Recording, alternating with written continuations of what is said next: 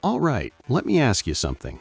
When you hear the words Ford F-150 Raptor, what do you see? Probably a high-speed desert runner flying over whoops, kicking up rooster tails of sand with long travel Fox shocks working overtime. It's an off-road icon, a Baja beast, a truck that wears dirt like a badge of honor. So what in the world happens when you take that born and bred desert animal, rip out its soul, slam it to the ground, wrap it in carbon fiber, and bolt on a set of 24-inch gold wheels? You get the build sitting in front of me right now, a gloss white wide-body Ford Raptor that looks like it escaped from a SEMA fever dream and decided the street is its new kingdom. And honestly, this thing has been breaking necks all week because it completely rewrites what a Raptor is allowed to be. Welcome back to Car and Ride Reviews, and today we are diving deep into one of the most extreme, most controversial, and frankly most beautiful wide-body builds I have ever seen on a modern pickup.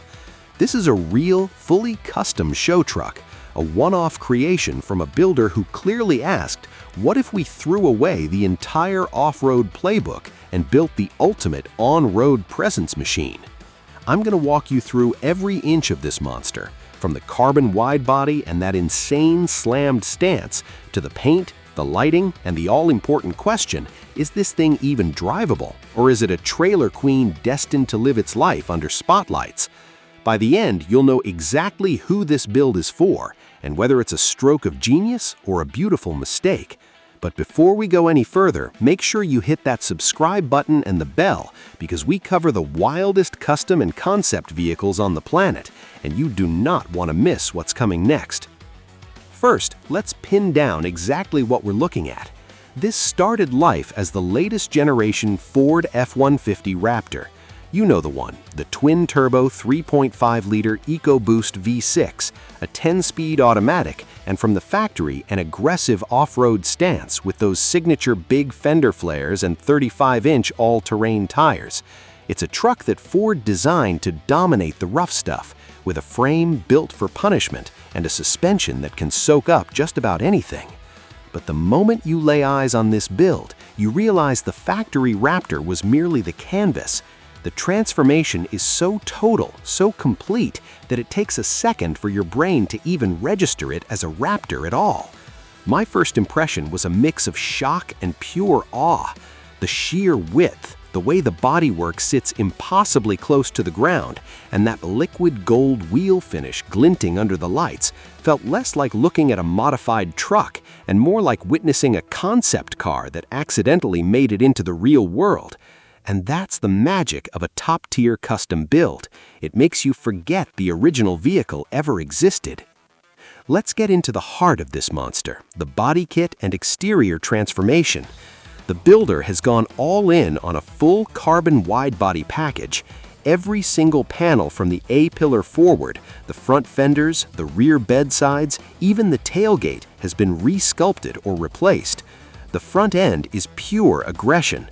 The factory Raptor grille is gone, replaced by a custom piece with an even larger Ford lettering outline, finished in gloss black and surrounded by a massive new bumper. This bumper is a work of art. Enormous side intakes channel air to upgraded intercoolers, while a deep ground-scraping front splitter juts out like a carbon blade.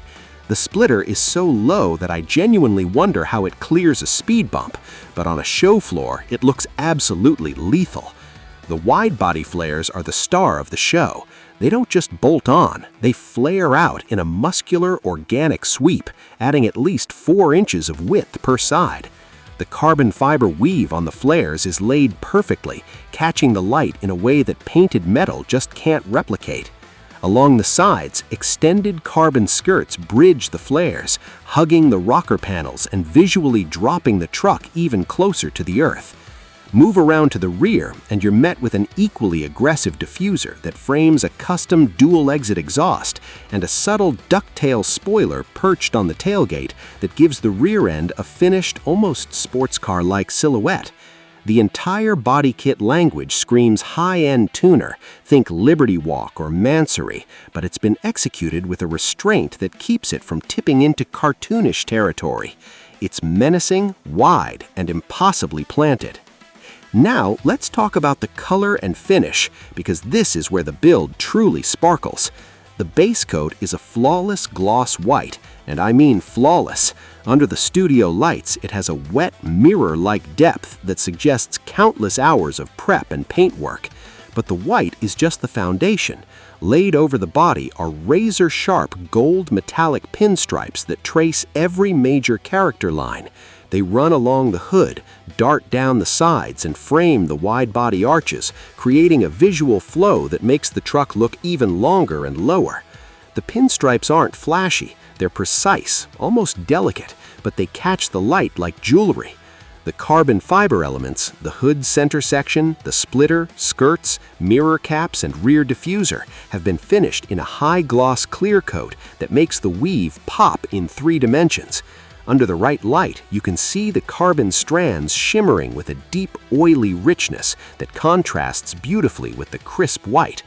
There's also a smattering of sponsor-style decals on the lower doors and rear quarters, subtle gold logos on the white body that add a motorsport flavor without turning the truck into a billboard.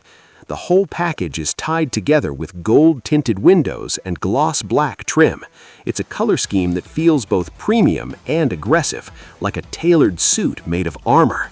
The wheels and stance deserve their own chapter. The builder has chosen a set of custom-forged 24-inch multi-spoke wheels finished in liquid gold with a polished outer lip. The concave profile is so deep you could probably lose your phone in the rear barrel. They're wrapped in ultra-low profile performance rubber. We're talking a tire sidewall that's barely thicker than a credit card. And that brings us to the most controversial part, the suspension. This Raptor has been completely re-engineered to sit on an AirX or similar air suspension system. When it's fully aired out, the fender lips kiss the top of the tires and the chassis rails hover about 2 inches above the ground. It's a stance that screams show car, not daily driver. To achieve this, the entire factory long travel suspension had to be removed. Those magnificent Fox live valve shocks, the upper control arms, the leaf springs, all gone, replaced with air struts, custom control arms, and a 4-link rear setup. The red brake calipers, massive behind those spokes, provide a sharp pop of color and remind you that this thing still needs to stop. The fitment is millimeter perfect. There's no poke, no tuck that looks accidental. Everything is dialed in with an obsessive level of precision. When you see this truck roll into a venue, the air tank hisses, the body drops, and the whole crowd loses their mind. It's a performance in itself. Now let's zoom in on the craft and the details that separate a good build from a great one. Every edge on that carbon splitter is sharp enough to draw blood. It's been sanded and finished to perfection. The panel gaps between the wide-body flares and the factory metal are tighter than anything I've seen on a show truck. You'd think the whole body was pressed as one piece. The gold pinstriping is hand-laid, not a sticker, and under magnification you can see the infinitesimal variations that prove a human laid them down with a steady hand. The Ford lettering on the grille has been backlit with a soft white glow that pulses when the truck unlocks, a tiny theatrical touch that feels straight out of a sci-fi film. The fuel door has been replaced with a billet gold cap, and even the tow hooks up front have been gold-plated, because at this level of build, no piece is too small to receive the treatment. There are subtle Easter eggs too. The Raptor's signature fender vents now have carbon fiber inserts with tiny gold mesh behind them, and the side mirrors have integrated turn signals that sweep sequentially in a gold-amber hue. This is the kind of build where you can spend an hour just circling it and still discover new details. All right, time for the all-important build reality check. Is this a real, drivable truck? Yes and no. Physically, it's a real vehicle. The metal and carbon are real, the engine fires up, and it can move under its own power. But let's be honest, this is not a truck you're going to take on a road trip or even to the grocery store. The ground clearance at ride height might be manageable if you air it up, but the extreme negative camber required to tuck those wide wheels, combined with the fragile carbon splitter, means every driveway is a potential catastrophe. The suspension geometry has been fundamentally altered, so the handling characteristics are completely different from anything Ford engineered. The ultra-low profile tires offer almost no sidewall compliance, meaning every road imperfection is transmitted straight to your spine, and straight to those expensive forged wheels. In terms of engineering plausibility, a lot of the work is sound.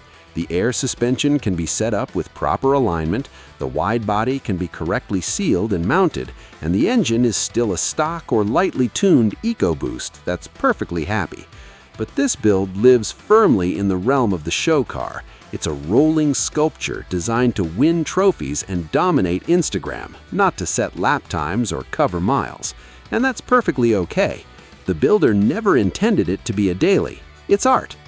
Compared to other extreme wide-body pickups, like the various Raptor builds from Pax Power or the wild creations from Drivable, this one leans heavily into the luxury street aesthetic rather than off-road prowess. It's more of a rival to a Mansory G-Wagon or a wide-body Urus than a Baja truck.